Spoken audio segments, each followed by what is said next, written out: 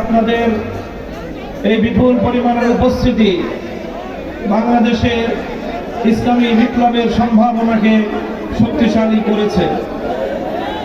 এদেশের মানুষ ইসলামকে কতটা ভালোবাসে এবং ইসলামের প্রতি তাদের যে আবেগ, তার এই প্রদর্শনের মধ্য দিয়ে একটি থানা পর্যায়ের এই বিপুল পরিমাণ মানুষের উপস্থিতি প্রমাণ করে আগামীর বাংলাদেশ হবে ইসলামের বাংলাদেশ। আমি আল্লাহ পাক রব্বুল আলামিনের শুকরিয়া আদায় করছি, যে মহান রব্বুল আলামিন বাংলাদেশের মানুষের বুকের উপর জগদ্দল পাথরের মতো চেপে বসা স্বৈরাচারী সময়ের ফেরাউন জালিম শাহী ফ্যাসিবাদী শেখ হাসিনাকে উৎখাত করে দিয়ে এদেশের মানুষকে মুক্ত বাতাসে নিঃশ্বাস গ্রহণ করার সুযোগ করে দিয়েছেন। আল্লাহুম্মা লাকাল হামদু ওয়া লাকাশ শুকর। আজকের এই সুবর্ণ সময়ে স্মরণ করছি সেই সকল শহীদদেরকে যাদের রক্তের বিনিময়ে অর্জিত হয়েছে 5ই আগস্টের এই মহান স্বাধীনতা। 2009 সালের পিলখানা ট্র্যাজেডিতে শাহাদাত বরণ করে 57 জন সেনা কর্মকর্তা, 2013 সালের শাপলা চত্বরে নবী প্রেমের জ্বলন্ত দৃষ্টান্ত হিসেবে শাহাদাত বরণকারী হেফাজতে ইসলাম বাংলাদেশের নবী প্রেমিক শহীদদেরকে স্মরণ করছি। বিশ্ববন্দিত মুফাসসিরে কোরআন আল্লামা সাঈদী রহমাতুল্লাহি আলাইহির বিরুদ্ধে ঘোষিত নাটক সাজানো বানানো রায়ের মৃত্যুদণ্ডের সেই কল্পিত রায়ের বিরুদ্ধে ফুঁসে ওঠা কোরআন প্রেমিক তৌহিদি জনতা, যাদের মধ্যে পাখির মতো গুলি করে হত্যা করা হয়েছিল প্রায় শতাধিক প্রাণ। স্মরণ করছি 2014-15 সালে একটি একতরফা নির্বাচন করতে গিয়ে গুম খুন ও হত্যাকাণ্ডের শিকার হয়েছিল বিরোধী দলের যে সকল নেতাকর্মীরা।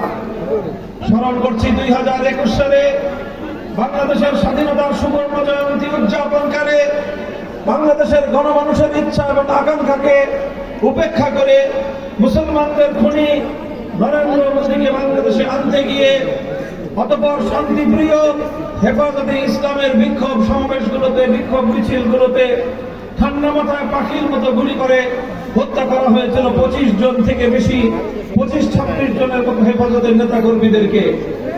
আর সর্বশেষ 2024 সালের জুলাই এবং আগস্ট মাসে বাংলাদেশটাকে মৃত্যুপুরীতে পরিণত করে ছাত্র জনতার বৈষম্য বিরোধী আন্দোলনকে রুখতে গিয়ে দলীয় সংঘ হেলমেট লীগ, হাতুড়ি লীগ সহ সন্ত্রাসী লীগকে উস্কে দিয়ে, লেলিয়ে দিয়ে এবং প্রশাসনের মধ্যে ঘাটতি মেরে বসে থাকা আওয়ামী দালালদের ঠান্ডা মাথায় হেলিকপ্টার থেকে স্নাইপার দিয়ে নানাভাবে পরিকল্পিত গুলি করে করে হত্যা করা হয়েছে 1.5 সহস্র বাংলাদেশের দামাল কামাল ছাত্র জনতা ও আমার বৃদ্ধ মানুষকে।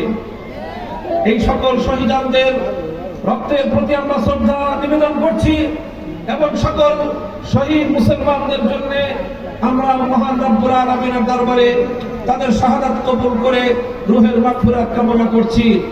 সেই সঙ্গে আমরা শপথ করছি এই সকল শহীদদের রক্তের সঙ্গে ইনশাআল্লাহ আমরা কোনোদিন বেঈমানি করব না, আমরা গাদ্দারি করব না, এবং কেউ যদি এই রক্তের সঙ্গে গাদ্দারি করতে চায় আমরা প্রতিরোধ করব। যে জাতি তার শ্রেষ্ঠ শহীদদের প্রতি শ্রদ্ধা বজায় রাখতে পারবে না, সে জাতি তাদের স্বাধীনতা রক্ষা করতে পারবে না।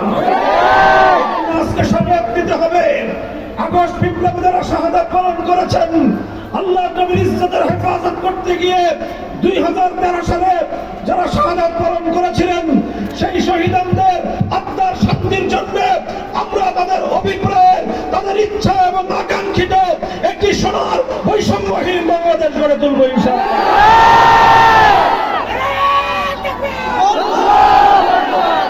সংগ্রামী সাথী ও বন্ধুগণ, আমাদেরকে মনে রাখতে হবে, আমি বিপ্লবী ছাত্র সমাজ এবং এদেশের গণমানুষকে স্মরণ করিয়ে দিতে চাই, স্বাধীনতা অর্জন করা যত কঠিন, স্বাধীনতা রক্ষা করা তার চেয়েও বড় কঠিন। স্বাধীনতা অর্জন করে যদি রক্ষা করা না যায়, এটা হবে আমাদের জাতির জন্য চরম দুর্ভাগ্যজনক এবং একটি চরম ব্যর্থতার বিষয়। কাজে আজ এই জাতির মধ্যে আমাদেরকে শপথে বলিয়ান হতে হবে, যে কোনো মূল্যে সহস্র শহীদের রক্তের বিনিময়ে অর্জিত এই স্বাধীনতাকে আমরা অটুট এবং অক্ষুণ্ণ রাখবো ইনশাআল্লাহ। 1971 সালে হাজারো শহীদের রক্তের বিনিময়ে 71-এর যে মুক্তিযুদ্ধ হয়েছিল, 16 ডিসেম্বর 1971 সালের ঐতিহাসিক বিজয় অর্জন করার অল্প কয়েক মাসের মধ্যেই এদেশের মুক্তিযুদ্ধে আত্মদানকারী সকল শহীদদের শাহাদাতের প্রতি বৃদ্ধাঙ্গুলি প্রদর্শন করে বাংলাদেশের হাজার বছরের ইতিহাস এবং ঐতিহ্যকে ভুলুণ্ঠিত করে অন্য আরেকটি দেশের সংবিধানের মূল নীতিগুলোকে একটি প্রেসক্রিপশনের মাধ্যমে বাংলাদেশের জাতির উপর সংবিধান আকারে চাপিয়ে দেওয়া হয়েছিল। 72 সালে একটি নতুন চেতনা গড়ে উঠেছিল। সেই 72-এর চেতনাকে 1924 সাল পর্যন্ত আওয়ামী ফ্যাসিবাদী শক্তি 71-এর চেতনা বলে চালিয়ে দেওয়ার চেষ্টা করেছে। 71-এর চেতনা ছিল ইনশাআল্লাহর চেতনা, 71-এর চেতনা ছিল আল্লাহর জমিনে কোরআন সুন্নাহ বিরোধী কোন আইন তৈরি না করার চেতনা। কিন্তু 71-এর চেতনাকে ছিনতাই করে 72-এর চেতনাকে 71 নামে বাংলাদেশের মানুষের উপর চাপিয়ে দিয়েছিল এই শেখ হাসিনা এবং তার দোসরেরা।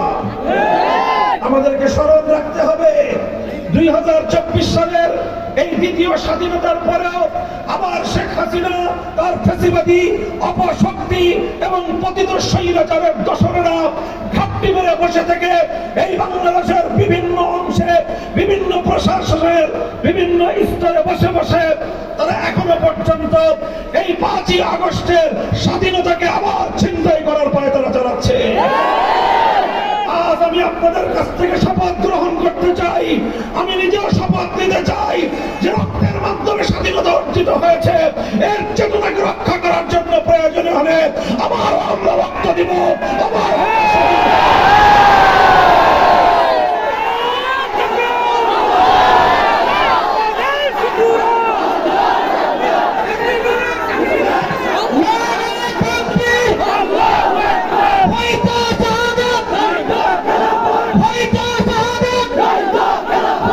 সংগ্রামী সাথী ও বন্ধুগণ, একথা পরিষ্কার মনে রাখতে হবে 2024 সালের জুলাই এবং আগস্ট বিপ্লবের যে প্রধান শক্তি ছিল আমাদের, সেটা হলো শেখ হাসিনা এবং তার দোসরদের বিভাজনের রাজনীতিকে উপেক্ষা করে বাংলাদেশের মানুষ ঐক্যবদ্ধ হতে পেরেছিল।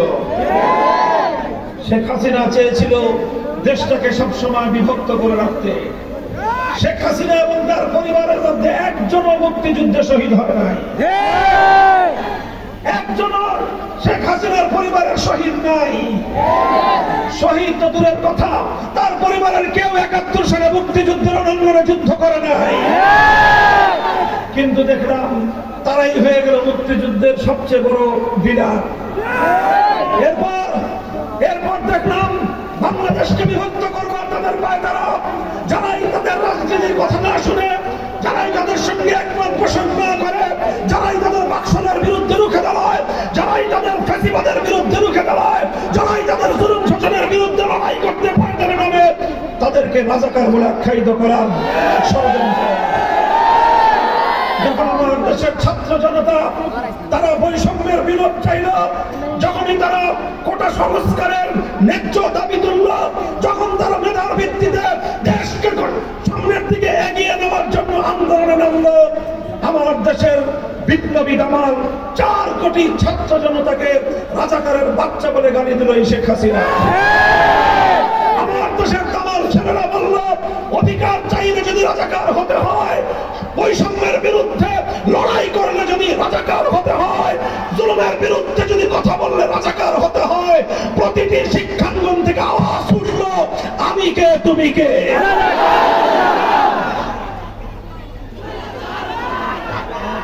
সংগ্রামী সাথী ও বন্ধুগণ, সেদিনই শেখ হাসিনার ভাগ্য নির্ধারিত হয়ে গিয়েছিল। এদেশের ছাত্র জনতা তাকে লাল কার্ড প্রদর্শন করেছিল, কিন্তু এরপরেও পেশি শক্তির বলে তার সন্ত্রাসী ছাত্রলীগকে ছাত্র জনতার বিরুদ্ধে লড়িয়ে দিয়ে ছাত্র জনতাকে ভয় পাইয়ে দিতে চেয়েছিল, ছাত্র জনতাকে খুন করে তাদের আন্দোলনকে দমিয়ে দিতে চেয়েছিল। কিন্তু বাংলাদেশের দামাল ছেলেরা প্রমাণ করেছে, সাবাস বাংলাদেশ, চলে পুরে মরে সরকার, তবু মাথা দেওয়া নয়। আমরা বিশ্বাস করি আমার দেশের মায়েরা